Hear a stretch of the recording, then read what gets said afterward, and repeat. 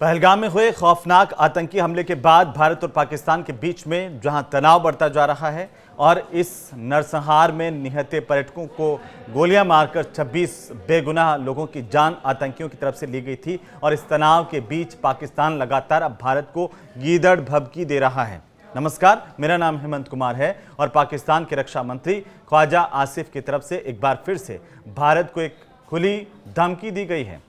ख्वाजा आसिफ ने कहा कि अगर भारत ने सिंधु नदी पर कोई भी बांध बनाया या फिर सिंधु जल संधि का उल्लंघन किया तो पाकिस्तान हमला कर देगा। और एक पाकिस्तानी न्यूज़ चैनल को दिए गए अपने इंटरव्यू में ख्वाजा आसिफ ने कहा कि सिंधु नदी पर किसी भी तरह का निर्माण भारतीय हमला माना जाएगा। भारत ने पहलगाम में हुए भयानक आतंकी हमले के बाद पाकिस्तान के खिलाफ कड़ी कार्रवाई करते हुए सिंधु जल संधि को रोकने के संकेत दिए। इसके बाद पाकिस्तान में हड़कंप मच गया और यह भी कहा जा रहा है कि डर के मारे अब पाकिस्तान के रक्षा मंत्री को बुखार आ गया है और इस हमले में ज्यादातर पर्यटक जो कायराना हरकत आतंकवादियों ने की पर्यटकों पर, उसमें 26 लोग मारे गए थे।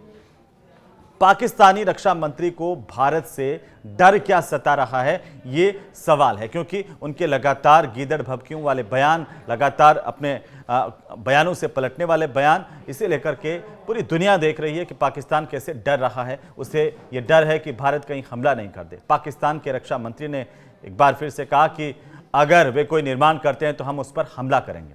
हमला सिर्फ तोप या गोली से नहीं होता, इसके कई रूप होते हैं। उनमें से एक रूप पानी रोकना या मोड़ना भी है। इससे भूख और प्यास से मौतें हो सकती है।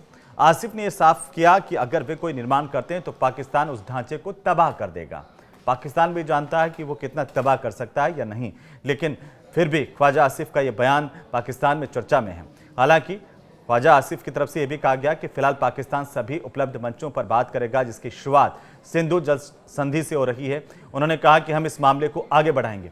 पहले ख्वाजा आसिफ की तरफ से भी कहा गया था कि हम हमला कर देंगे, वो स्ट्रक्चर तोड़ देंगे। उसके बाद उन्होंने खुदा से दुआ मांगी खुद ही कि जंग नहीं हो खुदा, कुछ ऐसा हो जाए। और अब एक बार फिर से इस तरह की गीदड़ भभकी। तो पाकिस्तान की लगातार न केवल कायराना हरकतें सामने आ रही है बल्कि उनकी गीदड़ भभकियां और उनके डर को भी बताया जा रहा है कि वो अपने बयानों से कैसे इजहार करने की कोशिश करें कि वो डरे हुए नहीं है, लेकिन अंदरूनी मुल्क के जो हालात हैं वो पूरी तरह से डर को दर्शा रहे हैं। अब पाकिस्तान के रक्षा मंत्री ने भारत पर उकसाने का आरोप भी लगाया और ख्वाजा आसिफ की तरफ से यह कहा गया कि भारत के लिए इस संधि को तोड़ना आसान नहीं होगा और पाकिस्तान सभी जरूरी लोगों से बात करेगा। भारत ने तो संधि तोड़ दी।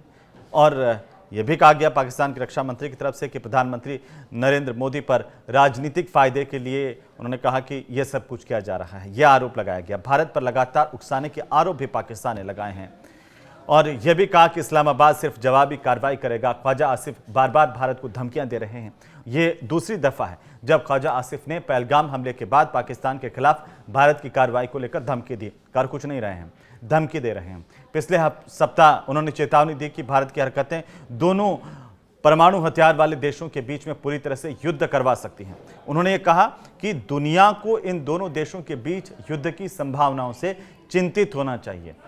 वहीं ख्वाजा आसिफ की तरफ से यह भी कहा गया था कि पाकिस्तान भारत के साथ बढ़ते तनाव के बीच हर स्थिति के लिए तैयार है।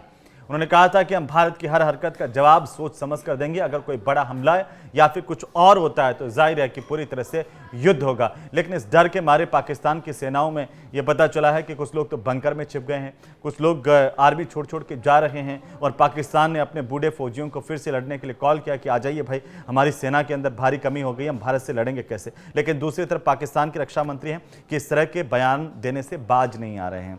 दरअसल वो दिखाने की कोशिश कर रहे हैं कि हम डरे हुए नहीं हैं। डरा हुआ आदमी हमेशा यही दिखाता है कि वो डरा हुआ नहीं है। और दूसरी तरफ भारत है। भारत ने इस बार बार बयान देने वाले पाकिस्तान के रक्षा मंत्री ख्वाजा को अपने देश से ब्लॉक कर दिया है।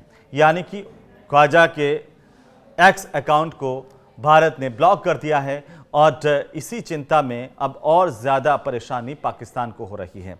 इस सप्ताह की शुरुआत में ही भारत की सरकार ने ख्वाजा आसिफ के एक्स अकाउंट को पूरी तरह से ब्लॉक कर दिया कि ये बार बार इस तरह का बयान देता है और गीदड़ भभकी भी देता है, डरता भी है।